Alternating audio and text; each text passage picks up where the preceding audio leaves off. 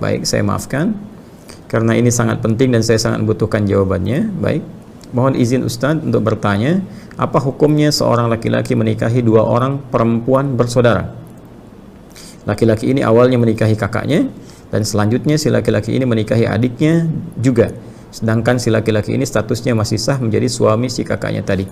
Baik, jadi ada adik kakak yang perempuan dinikahi oleh yang laki-laki ini, ya. Jadi dia menikahi kakaknya dulu, kemudian dia menikahi adiknya. Saya bacakan dulu sampai dengan tuntas. Satu, gimana hukum pernikahan tersebut? Dua, dan ketika si kakak perempuan tadi sudah punya anak, apakah status anak ini seperti anak di luar nikah atau bagaimana? Baik, jika anaknya perempuan dan anak ini mau menikah, yang berhak menjadi wali nikahnya bapaknya atau siapa? Baik, jadi saya petakan berdasarkan pertanyaan ini. Maka yang pertama adalah bagaimana hukumnya menikahi dua bersaudara kandung sekaligus, ya, kakak dengan adiknya langsung dinikahi.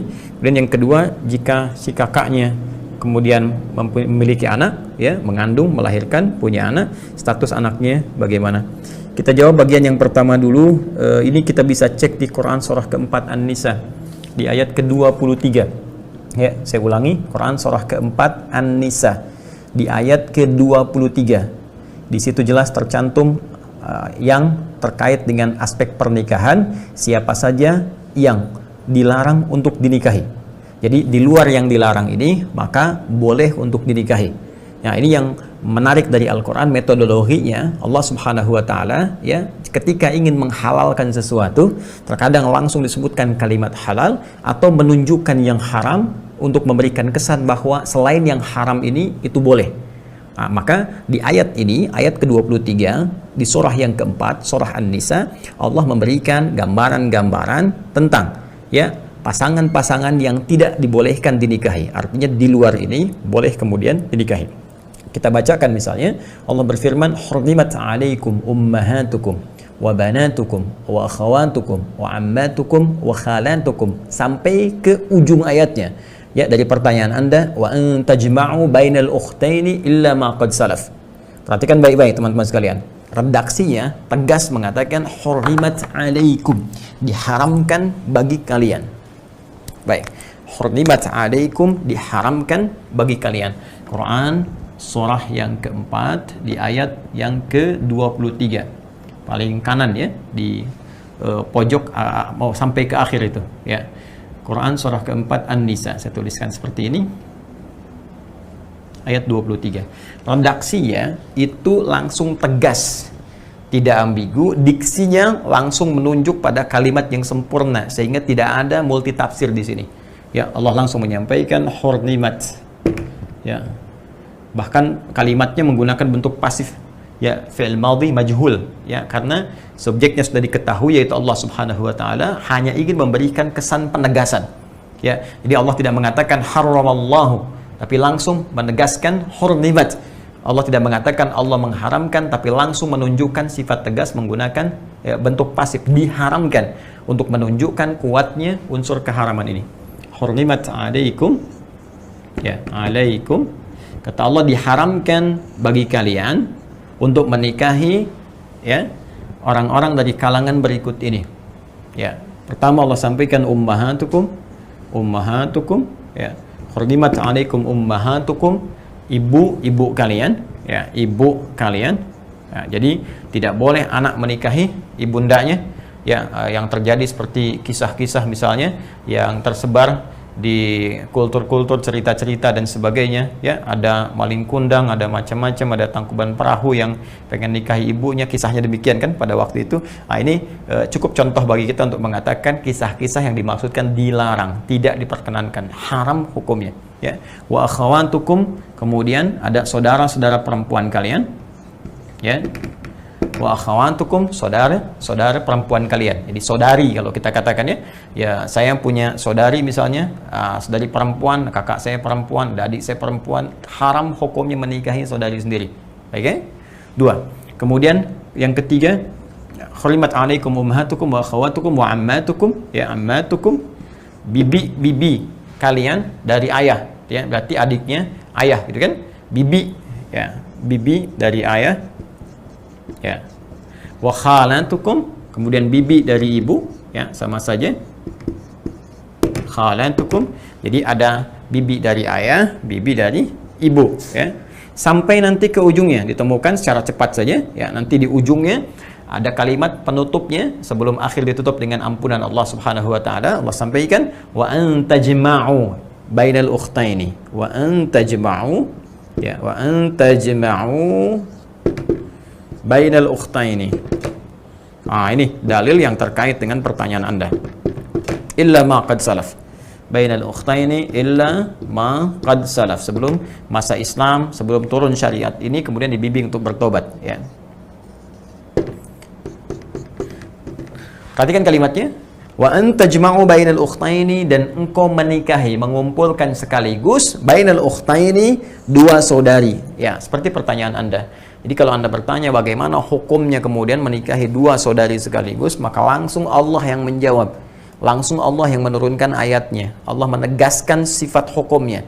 Ya, kata Allah, hurrimat 'alaikum, maka haram hukumnya menikahi dua saudari kandung sekaligus. Ya deh, menikahi dua saudari kandung sekaligus. Pertanyaan-pertanyaan yang disampaikan dari jawaban-jawaban yang ditampilkan oleh Al-Quran dulu pernah terjadi. Ada orang nikahi bibinya, nikahi ibunya, nikahi saudarinya dan sebagainya. Ya, maka Quran memberikan penjelasan dulu pernah terjadi. Illa ma qad salaf, dulu sebelum ada bimbingan. Ya, sebelum ada risalah datang, ada terjadi kekacauan-kekacauan. Ya, karena itu ada kacaunya nasab. Ya, nasab menjadi semakin tidak jelas. Kemudian dari kacaunya pembagian warisan, berpengaruh kepada genetika juga, gitu kan? Dan sebagainya. Karena itu, karena dampak keburukannya, mafsadatnya ini semakin banyak dan berpotensi melahirkan kekacauan dalam kehidupan, maka datanglah kemudian Islam memberikan solusi. Haram hukumnya. Di luar ini silahkan dinikahi, tapi yang ini tidak diperkenankan. Dahulu pernah terjadi, setelah datang Islam, maka kembalilah kepada Islam, memohon ampunan kepada Allah Subhanahu wa taala, karena Allah memberikan sifat sayangnya luas kepada kita.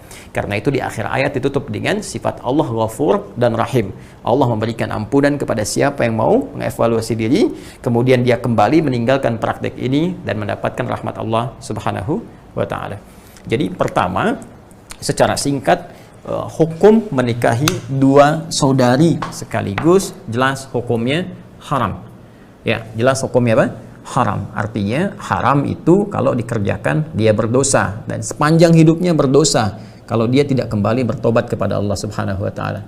Nah, sekarang pertanyaannya, kalau dia mau bertobat, dia mau kembali, maka apa yang harus dilakukan? Maka yang harus dilakukan, dia harus pisahkan, harus ceraikan satu di antara dua itu. Ya, dia harus ceraikan satu di antara dua itu. Ingat, ini bukan persoalan cinta ya. Ini persoalan hukum. Ini persoalan hukum Allah Subhanahu wa taala. Kalau persoalan cinta tidak diikat dengan hukum, nanti kebablasan. Ya, tidak ada batasnya nanti. Jadi seorang mencintai ibunya, dia bisa nikahi ibunya. Kenapa kamu nikahi ibumu? Karena aku mencintainya. Ya, nanti anak bisa menikahi bapaknya dan seterusnya. Ini akan terjadi kekacauan dalam kehidupan. Karena itu, kaidah-kaidah hidup mesti diikat hukum. Jadi tidak ada yang bebas tanpa batas. Semua ada ikatannya, semua ada hukumnya, dan hukum itu diturunkan oleh Allah untuk mengatur kehidupan kita sehingga berjalan harmoni, baik dan maslahat. Ingat, kalau ada yang dihalalkan dalam Islam, berarti ada manfaat besar yang bisa kita dapatkan, membantu kita mendapatkan maslahat kehidupan dunia dan mengantarkan kita pada kemuliaan merka akhirat. Jika ada yang diharamkan dalam Islam, bukan ingin memberikan kesulitan atau batasan kepada kita, tapi lebih menjaga kita dari kesulitan-kesulitan kehidupan, kekacauan-kekacauan hidup, dan persoalan-persoalan serius yang menjadi beban ketika pulang menghadap Allah Subhanahu wa taala. Karena itu dalam Islam nanti ada makanan yang diharamkan, ada minuman yang diharamkan, ada perilaku yang diharamkan. Ya, semuanya itu adalah demi menjaga martabat kita dan maslahat kehidupan kita hingga kembali kepada Allah Subhanahu wa taala. Jadi solusinya, Anda harus ceraikan salah satu di antara yang dua ini, pisahkan, ya, pisah berpisah satu di antara dua. Kalau melihat di sini, saya tidak tahu yang adiknya, karena tadi katakan, oh, adik si kakak perempuan tadi sudah punya anak, ya, saya tidak tahu yang kakaknya. Ya, Anda menikahi kakaknya, kemudian setelah itu ada adiknya, ya, dinikahi juga, Nah, dalam konteks ini si adik kakak tadi sudah punya perempuan, punya anak ya. Nah, ini saya tidak tahu apakah anak yang ini dihasilkan dari hubungan dengan yang laki-laki ini ataukah ketika dinikahi sudah ada anak yang lain yang dibawa, gitu kan? Nah, ini statusnya penting untuk dijelaskan pada pertanyaan yang kedua. Jadi, yang pertama, haram hukumnya mesti dipisahkan, Anda pilih ya apakah kakaknya atau adiknya. Tapi saya sayang keduanya tidak, Suneo, ya tetap pilih salah satu. Ya jangan suka nengok keduanya, suka nengokin orang satu, nengok dua. Pilih salah satu, maka dari satu itu Anda tetapkan menjadi pendamping hidup Anda. Ya. Kemudian jika anaknya perempuan dan anak ini mau menikah, oh baik. Siapa yang berhak jadi wali nikahnya, bapaknya atau siapa? Ya Anda pisahkan dulu yang tadi. Ya. Jadi kalau Anda bertahan dengan adiknya kemudian menikah, ya walinya Anda, ya Anda ayahnya, gitu kan? Tapi kalau misalnya diteruskan tetap hubungan ini, maka selama berhubungan itu jatuh statusnya adalah haram. Ya, statusnya apa? Haram. Jadi sekali lagi pisahkan yang satunya, kemudian bertahan dengan yang satu dan Anda menjadi wali dari anak itu. Ya, wallahu taala a'lam bis-shawab.